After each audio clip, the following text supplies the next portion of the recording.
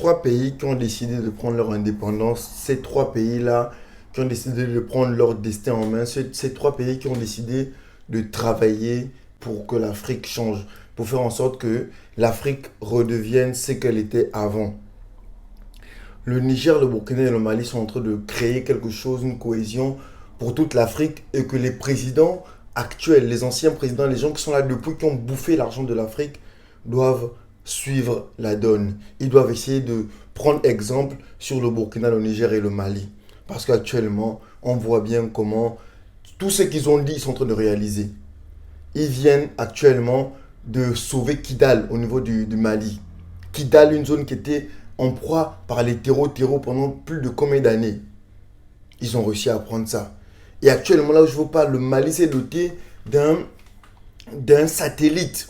Un satellite pour pouvoir surveiller la zone extérieure, que s'ils aperçoivent un terreau, ils puissent aller l'aligner.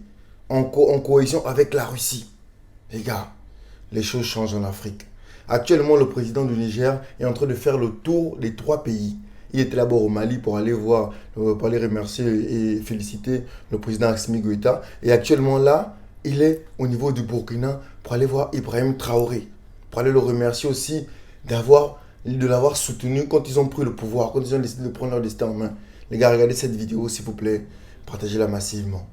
Partagez-la massivement pour que tous ceux qui avaient perdu espoir en Afrique puissent revenir sur des bons sentiments et pouvoir combattre pour que l'Afrique soit libre.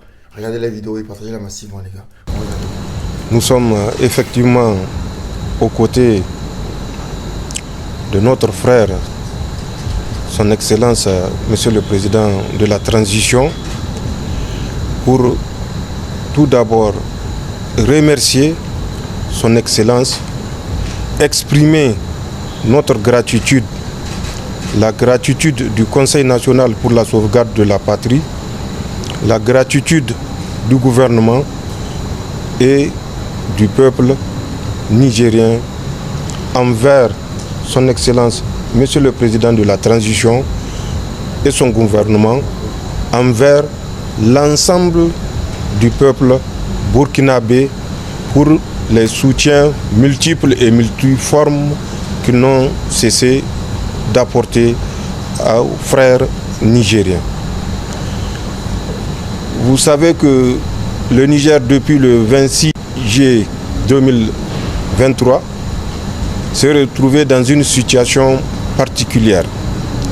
Et suite à cette situation, des pays de la CEDEAO ont décidé le 30 juillet, sans nous écouter, de nous attaquer en travers une force qu'ils auraient constituée, mais que nous sommes tous conscients que c'est une force télécommandée.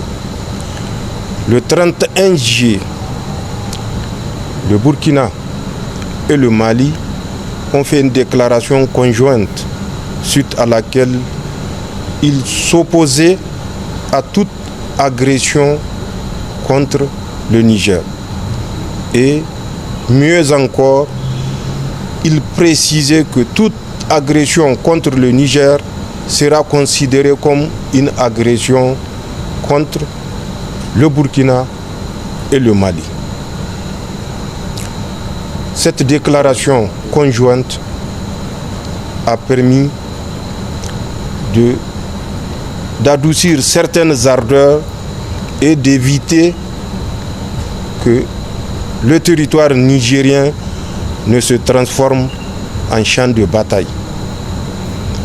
La détermination était sincère, la détermination était profonde.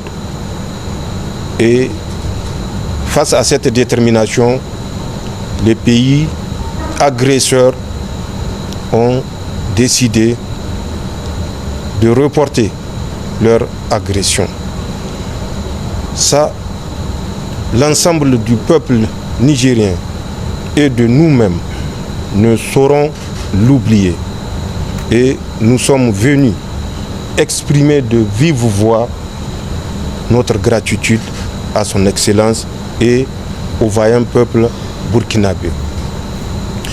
Dans la même lancée de cette déclaration, vous vous rappelez, le 16 septembre 2023, le Burkina Faso, le Mali et le Niger ont décidé de créer l'Alliance des États du Sahel.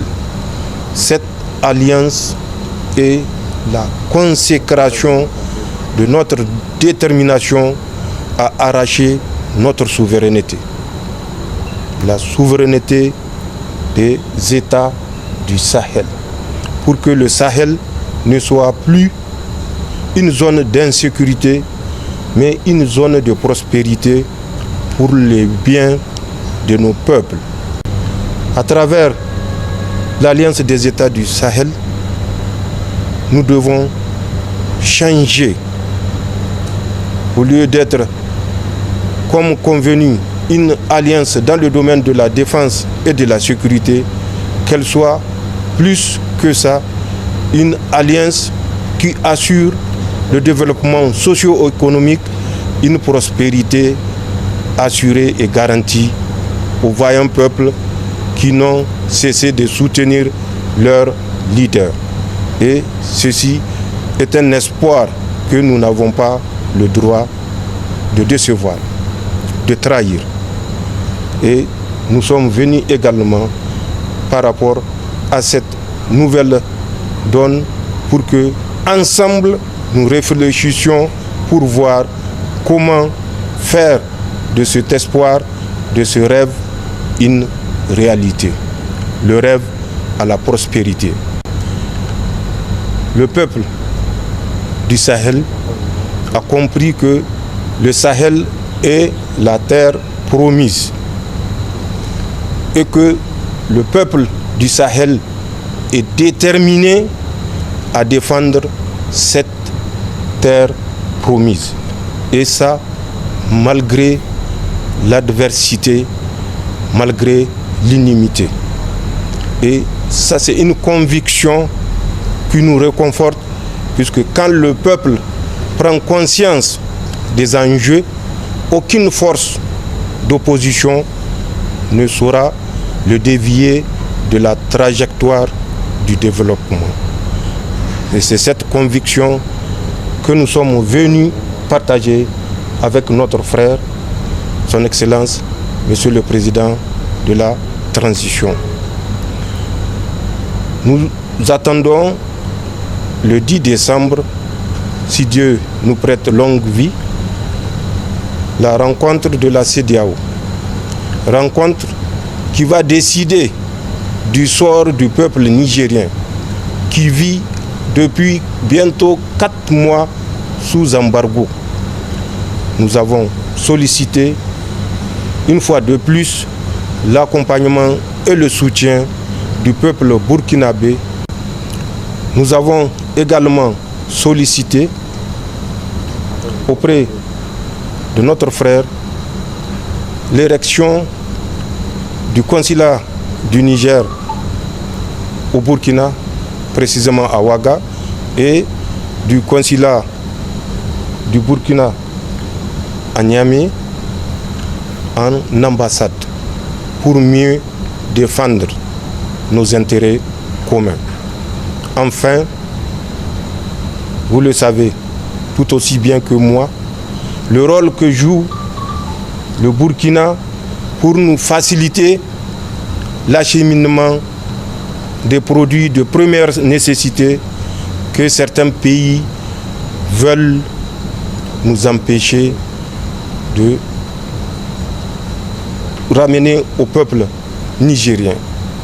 Nous devons ne jamais l'oublier et exprimer également notre reconnaissance face aux énormes sacrifices que consentent les autorités et le vaillant peuple burkinabé pour permettre au peuple nigérien résilient également de survivre.